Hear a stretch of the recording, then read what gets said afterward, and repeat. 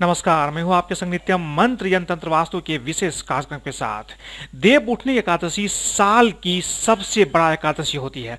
इस दिन कुछ चीज आपको अवश्य ही करना चाहिए, लेकिन कुछ ऐसे चीज भी है जिसे आपको बिल्कुल भी नहीं करना चाहिए, क्योंकि एक गलती आपके पूरे पूजा को निष्फल बना सकती है। तो बने रहिए हमारे साथ, हम आपको बताएंगे देव उठनी एकादशी के दिन क्या करें, क्या ना करें।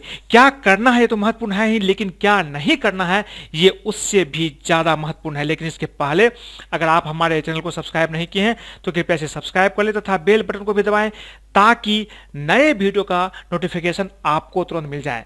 देव उठनी एकादशी के दिन भगवान हरि, माता लक्ष्मी के साथ तुलसी की पूजा की जाती है।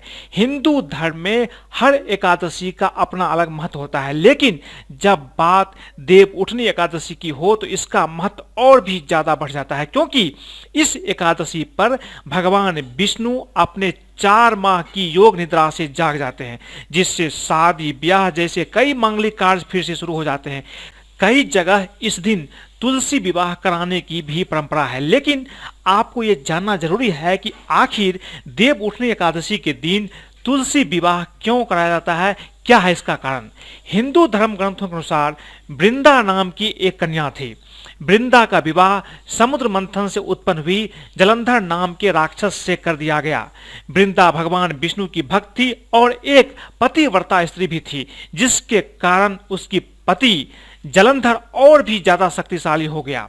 यहां तक कि देवों के देव महादेव भी जलंधर को पराजित नहीं कर पा रहे थे। भगवान शिव समेत देवताओं ने जलंधर की नाश करने के लिए भगवान विष्णु से प्रार्थना की।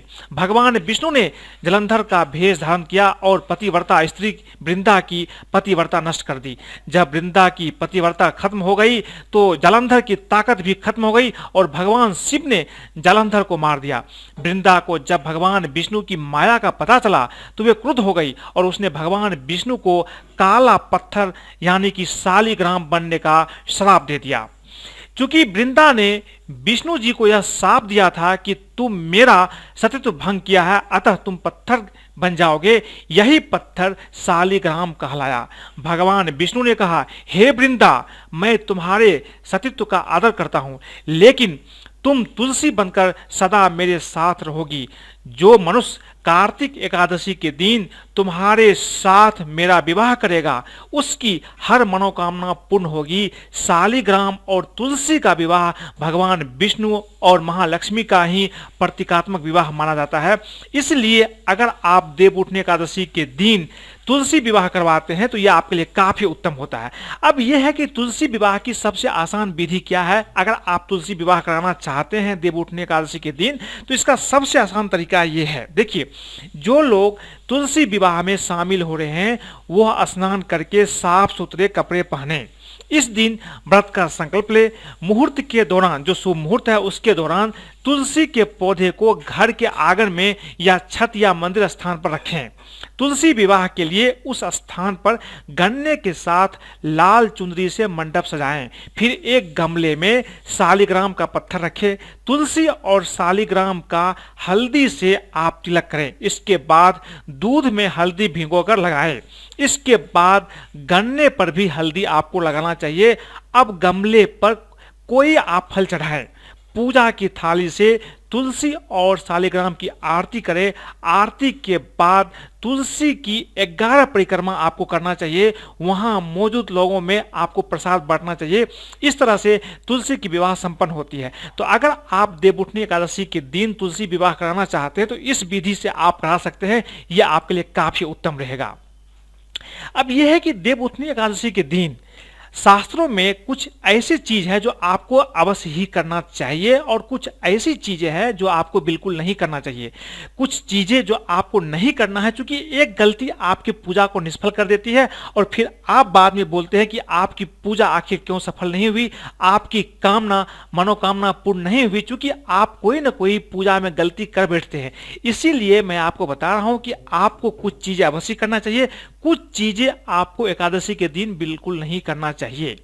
शास्त्रों में बताया गया है कि देव उठनी एकादशी के दिन भगवान विष्णु चातुर्मास की निद्रा के बाद जागते हैं और सृष्टि संचालन का काम अपने हाथ में लेते हैं। इसलिए इस दिन भगवान विष्णु की पूरी निष्ठा और श्रद्धा से पूजा करनी चाहिए। साथ में कुछ चीज आपको अवश्य करना चाहिए। सबसे पहली चीज, देव उठनी एकादशी पर स्नान करने के बाद भगवान विष्णु की पूजा की जाती है, लेकिन याद रखें इस दिन मां लक्ष्मी की भी विधिवत पूजा जरूर करें, तभी पूजा पूर्ण मानी जाएगी और मां लक्ष्मी का आशीर्वाद भी मिलेगा। दूसरी चीज, इस दिन पीपल के वृक्ष में आपको दीप अवश्य ही जलाना चाहिए। पीपल का वृक्ष पूजनीय होता है, मान्यता है कि इसमें देवताओं का वास होता है। इसलिए देव उठनी एकादशी के दिन पीपल के वृक्ष में गाय के घी का दीपक जरूर लगाएं और सुबह यह दीपक आपको लगाना चाहिए। ये भी काफी महत्वपूर्ण होता है, इसलिए आपको देव उठनी एकादशी के दिन पीपल के वृक्ष के समीप आपको दीप अवश्य लगाना चाहिए। मां तुलसी का विवाह इस दिन कराना बहुत ज्यादा अति उत्तम होता है। देव उठनी एकादशी के दिन भगवान विष्णु और माता तुलसी का विवाह होता है और इस दिन ये विवाह हर सुहागन को जरूर करना चाहिए। इससे अखंड सौभाग्य और सुख समृद्धि मिलती है। मां तुलसी को लाल चुनरी आपको अवश्य ही चढ़ाना चाहिए। इसके साथ साथ शाम के समय में आपको घर में दीप अवश्य जलाना चाहिए, दीप दान अवश्य करना चाहिए।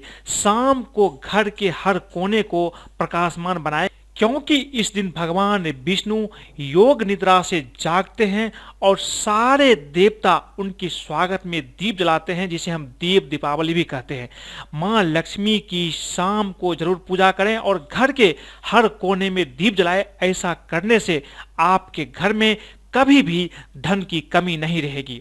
इसके साथ साथ एक दूसरा चीज जो आपको अवश्य करना चाहिए, लक्ष्मी सूक्त का पाठ करना चाहिए। इस दिन आपको लक्ष्मी सूक्त हो या कनकधरा स्तोत्र हो या फिर आप श्री सूक्तम का भी पाठ कर सकते हैं। क्योंकि इस दिन देव दीपावली होता है, इस दिन मां लक्ष्मी को प्रसन्न करने के लिए श्री सूक्तम, लक्ष्मी सूक्त या कनकधरा स्तोत्र का पाठ करने से जीवन के सारे आर्थिक संकट दूर हो जाते हैं। शंख से, गाय के दूध से आपको अभिषेक अवश्य करना चाहिए। देव उठनी एकादशी के दिन भगवान विष्णु को दक्षिणावर्ती शंख से, गाय के दूध से अवश्य अभिषेक करना चाहिए। ये बहुत ही उत्तम होता है। अगर आपके पास दक्षिणावर्ती शंख है तो गाय के दूध उसमें डालकर भगवान विष्णु का अभिषेक अवश्य करें। इससे आपकी हर इच्छा पूर्ण हो सकती है। ये काफी महत्वपूर्ण है। मैंने आपको बताया कि देव उठनी एकादशी के दिन आपको क्या करना चाहिए, लेकिन उससे भी ज्यादा महत्वपूर्ण यह है कि इस दिन आपको क्या नहीं करना चाहिए। सबसे पहली चीज, तुलसी का पत्ता आपको किसी भी एकादशी के दिन नहीं तोड़ना चाहिए। एकादशी तिथि, खास तौर पर देवोत्थान एकादशी के दिन तुलसी का पत्ता आपको नहीं तोड़ना चाहिए। इस दिन देवी तुलसी और भगवान विष्णु के शालिग्राम रूप का विवाह हुआ था, इसलिए इस दिन तुलसी माता को चुनरी भी आपको अर्पित करना चाहिए। तुलसी के पौधे के नीचे आपको दीप जलाना चाहिए। द्वादशी तिथि को पारण में तुलसी के पत्तों से ही आपको पारण करना चाहिए। इसके लिए तुलसी पत्ता किसी व्रती को स्वयं नहीं तोड़ना चाहिए। बच्चे या किसी बुजुर्ग से जिन्होंने व्रत ना रखा हो उनसे पत्ता आपको तोड़वाना चाहिए। अगर आप भगवान विष्णु को तुलसी का पत्ता अर्पित करना चाहते हैं इस दिन, तो एक दिन पहले ही आप तुलसी का पत्ता तोड़ लें, उसी पत्ते को आप भगवान विष्णु को अर्पित करें। चूंकि भगवान विष्णु को तुलसी दल अर्पित करना इस दिन काफी महत्वपूर्ण होता है, इसलिए आप एक दिन पहले से तुलसी का पत्ता तोड़ करके अपने पास रख ले, ताकि आप एकादशी के दिन भगवान विष्णु को यह चीज अर्पित कर पाए। दूसरी चीज जो आपको इस दिन बिल्कुल भी नहीं करना चाहिए, चावल का प्रयोग। शास्त्रों में एकादशी के दिन चावल या चावल से बनी चीजों को खाना मनाही है।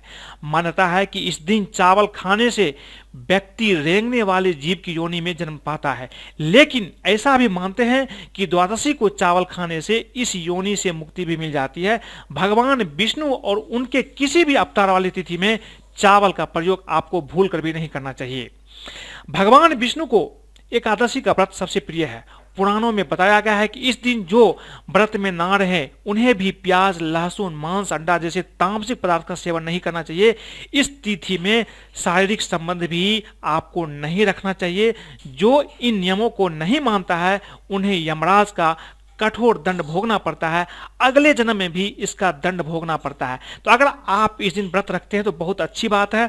अगर व्रत नहीं रख पाते हैं तो कम से कम आप प्याज, लहसुन, मांस, अंडा का सेवन ना करें।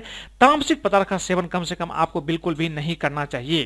तो इस तरह से आपको इन चीजों का ध्यान इस दिन अवश्य रखना चाहिए।